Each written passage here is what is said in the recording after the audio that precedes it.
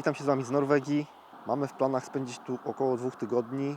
Głównie na dziko, zobaczymy jak to wszystko pójdzie. Pierwszy nocleg już w Norwegii, już dzisiaj. Świeżo po przekroczeniu granicy znaleźliśmy sobie taką miejscówkę. Wygląda mniej więcej tak. Niestety jest blisko ulicy, w miarę ruchliwej, co jakiś czas jakiś samochód przyjeżdża. W nocy nie był to jakiś problem, bo rzeczywiście w nocy ta ulica ucichła i było całkiem przyjemnie. Dokładne miejsce na mapie Wam zaraz pokażę tutaj. Do Norwegii dostaliśmy się drogą lądową, nie używaliśmy żadnych promów, jechaliśmy cały czas autostradą głównie. Jechaliśmy przez Niemcy, przez Danię, przez Szwecję, no i trafiliśmy do Norwegii. Z Danii do Szwecji są dwa mosty, które są płatne. Wyszły nas około niecałe 500 zł razem jeden i drugi. Być może rozważymy powrót już promem, ale to wszystko, tak jak mówiłem, dynamicznie będzie się rozwijać. A na razie cieszymy się naturą. No, może nie do końca w 100%, ale z drugiej strony jest natura. Zjemy sobie jakieś śniadanie, jakąś kawę wypijemy. No i lecimy oglądać pierwsze rzeczy, jakie w Norwegii na nas czekają. Jak widzicie, jesteśmy już po śniadaniu. Ręczniki się suszą, prysznic był brany. Mamy parę nowych sprzętów, więc będę pewnie pokazywał jeszcze później, jak to wszystko działa. Potestujemy trochę więcej. Z tych nowych sprzętów, jak już pewnie widzieliście na poprzednim vlogu, montowany był panel solarny. Mamy taki prysznic, z jakim jest to austriacka firma. No, na razie w zasadzie 2 razy z niego korzystałem, więc ciężko mi coś powiedzieć więcej na jego temat, ale to jest 26 litrów. Dosyć fajnie się nagrzewa, bo jest aluminiowy. No i będziemy testować, zobaczymy jak to dalej będzie wyglądać. Prysznic, znaczy w zasadzie kabina prysznicowa z keczuły, no i lodóweczka z EcoFlow. W zasadzie zainwestowaliśmy głównie w firmę EcoFlow, jeśli chodzi o takie elektroniczne biwakowe sprzęty. Jest bank energii, 1000 Wh, do tego właśnie jest lodóweczka z EcoFlow, z icemakerem, całkiem fajna, jest nabita, pełna. A plan na dzisiaj jest taki, że w zasadzie zbieramy się, musimy to ogarnąć, pozmywać sobie jeszcze jakieś naczynia. Jedziemy do Hammer oglądać ruiny katedry, a następnie do Lillehammer, to jest wioska olimpijska. Skocznia tam powinna być i zobaczymy, co tam można ładnego zobaczyć.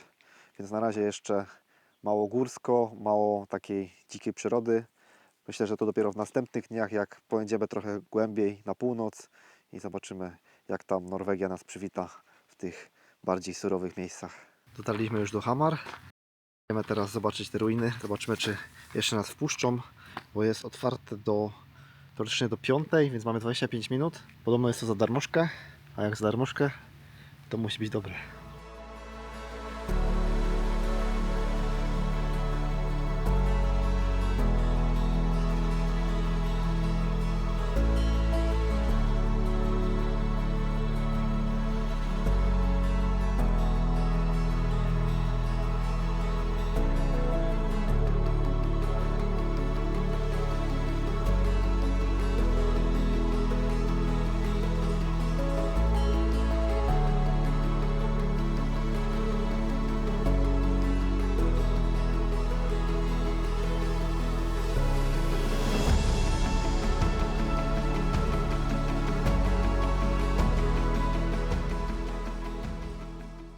Tuż obok tej kopuły z katedrą w środku znajduje się taka mała plaża kamienna i jezioro najgłębsze w Norwegii. Ciepła woda jest, sprawdziliśmy właśnie. Sprawdzę jeszcze raz, żeby się upewnić. No jest spoko, można byłoby... Ja bym się kąpał. Na planów musimy skoczyć do jakiegoś sklepu budowlanego do Julii, bo stwierdziliśmy, że mamy tak duży burdel i wzięliśmy za dużo rzeczy, że dokupimy jakieś skrzynki takie narzędziowe, no i położymy na roletę, zaciągniemy to gumą i pochowamy tam jakieś rzeczy takie awaryjne, mniej używane. Zobaczymy, co tu w tej norweskiej Julii. Udało nam się zakupić taką skrzynkę, już Wam pokazuję. Mamy już ją włożoną w samochód. Jest ona tutaj, między roletą a namiotem. Nie jest jakoś bardzo duża, ale pozwoli nam tam schować chociaż jakieś buty albo jakieś kurtki, które wzięliśmy tak na wszelki wypadek, jak będzie ciepło. Więc troszkę zredukujemy miejsca zajętego w środku samochodu i przełożymy to do tej skrzynki. W międzyczasie jeszcze skoczyliśmy sobie na pizzkę. Stwierdziliśmy, że zanim pojedziemy na biwak, ogarniemy się, rozłożymy i zrobimy sobie coś do jedzenia, to minie jeszcze trochę czasu, a dosyć mocno głodni się zrobiliśmy, więc zjedliśmy sobie pizzę pan. Sieciówka się nazywa Pepe. Pizza była całkiem ok, w sensie dokładnie tego oczekiwaliśmy. Nie oczekiwaliśmy jakiejś mega turbo włoskiej. Z naszego planu dzisiaj dużo nie wyszło, w zasadzie poza tą katedrą w Kopule i pokręceniu się chwilę po tym Lillehammer. Dużo więcej nie zrobiliśmy, ale mamy nocleg dzisiaj 20 minut stąd, od Lillehammer. Prześpimy się tam, jutro rano wstaniemy, wrócimy tutaj, zwiedzimy muzea i różne inne atrakcje, jest tutaj tego mnóstwo. Zobaczymy, ile uda się zobaczyć tego następnego dnia. Widzimy się jutro. Dzień dobry, witam Was w kolejnym dniu. Wstaliśmy, wyspaliśmy się, budzi nas piękne słoneczko. Mieliśmy otwarte okienko w namiocie z góry, które nam ładnie świeciło, ładnie nas obudziło. Jest godzina 9:25. Pykniemy sobie dzisiaj śniadanko. Dzisiaj śniadanko mało wymagające, bo zjemy sobie kruszonkę jabłkową z firmy Lio Food. Jest to polska firma, robią całkiem spoko te liofilizaty.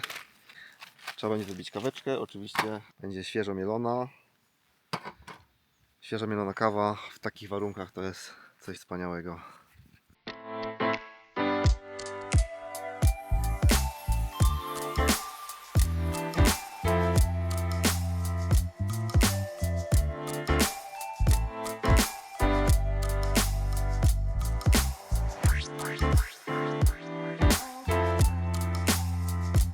Oczywiście nie obyło się bez małych problemów, bo mamy małą awarię podczas przepychania się z naszym bagażem tutaj na pacę.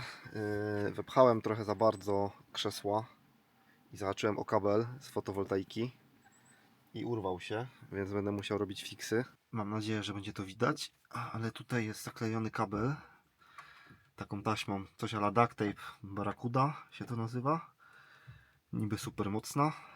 Ten czarny kabel został wyrwany, więc w zasadzie go włożyłem, no zakleiłem. Nie mam nic innego, żeby tutaj to, być może dałoby się to jakoś zalutować, ale tak naprawdę wystarczyłoby, jakbym miał lepszą wtyczkę, to przeciąć ten kabel i tutaj to jakoś lepiej zrobić. Tylko że niestety jesteśmy w warunkach polowych i jest jak jest. No mam nadzieję, że to wytrzyma. No, że tak powiem, na razie ładuje się, jest to w miarę bezpieczne, ale tutaj już w tej przestrzeni, co tutaj miałem, jakieś rzeczy, no to tu już nic nie będzie. Tutaj już będzie pusto. Nie będę tu już wciskał, bo te kable... O, to też taka prowizorka jest tu zrobiona. To na trytytki zaciągnąłem sobie na szybko, bo tak naprawdę wszystko tutaj, co robiłem, całą tam zabudowę, wszystko było na szybko, jak najprędzej, bo mieliśmy bardzo mało czasu. A i tak mi się wydaje, że w tak krótkim okresie czasu wyszło to całkiem wszystko spoko.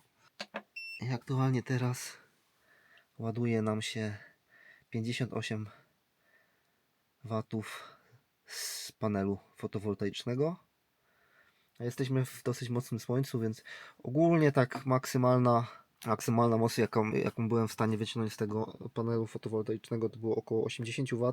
Nic więcej się tutaj nie udało wykrzesać, nawet w takim największym słońcu i przy dobrym kącie. Tak więc mimo to, że, znaczy jest tak, by producent też to określa, że mimo, że jest panel fotowoltaiczny oznaczony jako 100 W, no to on w zasadzie chyba w jakichś warunkach tylko idealnych jest w stanie osiągnąć te 100 W. Ale to i tak nam w zasadzie na razie póki co wystarcza, bo jak widzicie mamy 94, ładujemy sobie jakieś tam właśnie sprzęty do nagrywania, jakieś laptopy, jak coś rzeczywiście zgrywamy i póki co na razie nam to starcza. Tu jeszcze jest ta skrzynka, którą wczoraj kupiliśmy. Ona w środku miała takie gąbeczki. Oczywiście one się nie zmarnują, gdzieś je tutaj spróbujemy upchnąć w jakieś takie miejsca i ja sobie je zabiorę do warsztatu. No a tu jest ta skrzyneczka, ona jest taka dosyć szczelnie zamykana, bo to ma taką uszczelkę. Jest to dosyć też gruby plastik, dosyć jest ciężka ta skrzynka. No i zobaczymy, ile rzeczy nam się tu zmieści. Pomyślimy, co rozkminić jeszcze, może coś jeszcze dzisiaj dokupimy, podjedziemy do sklepu, może później jeszcze zobaczymy, co tutaj, jakie są możliwości.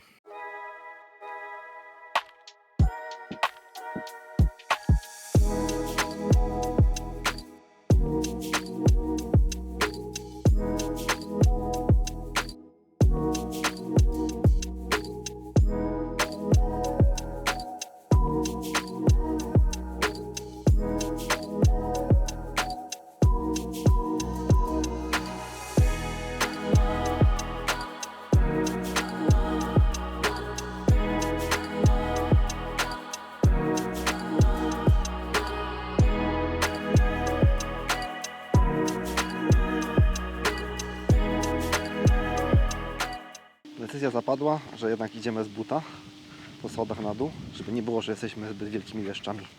A parę schodów jest do pokonania. Ania już se śmiga, to jest dopiero początek, a tam dalej jest jeszcze dużo więcej. Tam jest kontynuacja tych schodów, mamy jeszcze trochę do przejścia, ale myślę, że nie będzie aż tak źle. Prawda grzeje, jesteśmy w Norwegii, a jest prawie 30 stopni. Trochę się zapakowaliśmy na jakieś kurtki, w razie czego. Znaczy jak pojedziemy trochę dalej na północ, to pewnie trochę temperatura spadnie, ale póki co tutaj, no to jest upał fest. Żeby nie było, ludzie tutaj skaczą. Znaczy przed chwilą nie widzieliśmy niestety jak skakali, ale ewidentnie są ubrani nie na letnie wędrówki, tylko raczej na skoki. O, być może nawet zmierzają na tą mniejszą skocznię. Może nam się uda ich złapać.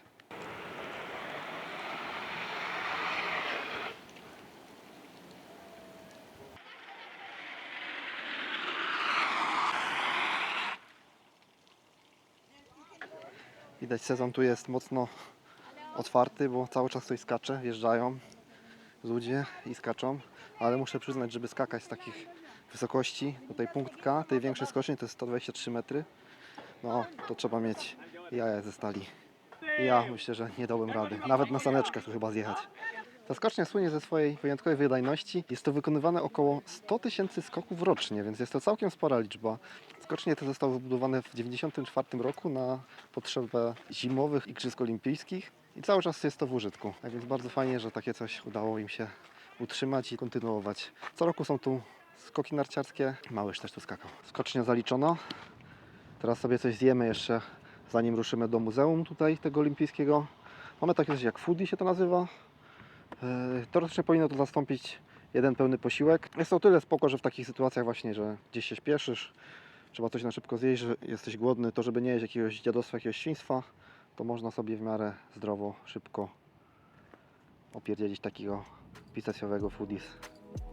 Dobra, właśnie wchodzimy do Muzeum Olimpijskiego z nadzieją, że trochę się ochłodzimy. Zobaczymy, co tutaj w środku można obejrzeć. Ile kosztują bilety jeszcze nie wiemy, to zaraz Wam wszystko powiem, jak już wejdziemy i zapłacimy. Ania szuka jakichś magnesików dla nas, bo może być później już Visitor Center zamknięte, jak obejrzymy sobie całą resztę, która tu jest. Ogólnie jest tego mega dużo. To jest taka cała mapa do zwiedzania i zobaczymy, czy uda nam się wszystko obejrzeć na czas.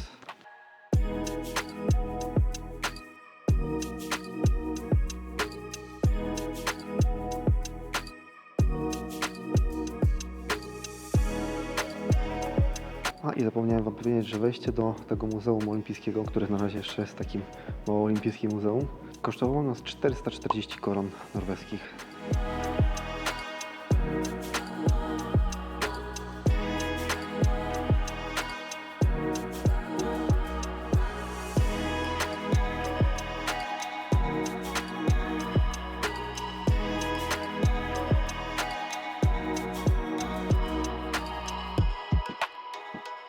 Weszliśmy do części olimpijskiej.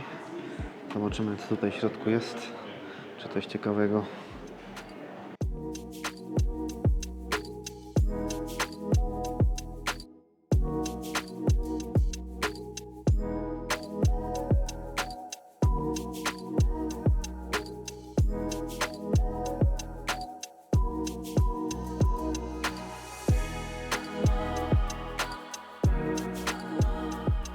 Przeszliśmy już tą wystawę olimpijską. Teraz następnym etapem jest skansen i obejrzymy sobie, co tutaj za chatki i nie chatki mieli Norwegowie w dawnych czasach.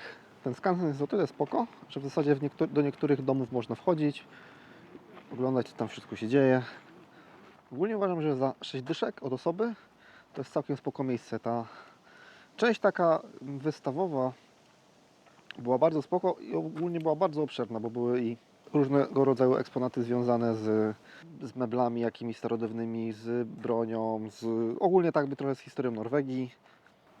Było też trochę eksponatów za sztuką, też trochę eksponatów związane ogólnie, powiedzmy coś w rodzaju Muzeum Natury. Ogólnie bardzo sporo i dużo eksponatów. Cała ścieżka taka, po której szło się w środku tego muzeum była dosyć długa i kompletnie się tego nie spodziewaliśmy. Do tego jeszcze ta wystawa cała olimpijska, Plus do tego jeszcze jest skansen, który właśnie teraz zwiedzamy, więc ilość eksponatów i możliwości tutaj zwiedzania i czasu, który można tu spędzić, jest naprawdę dosyć spory, jak za kwotę, którą się płaci.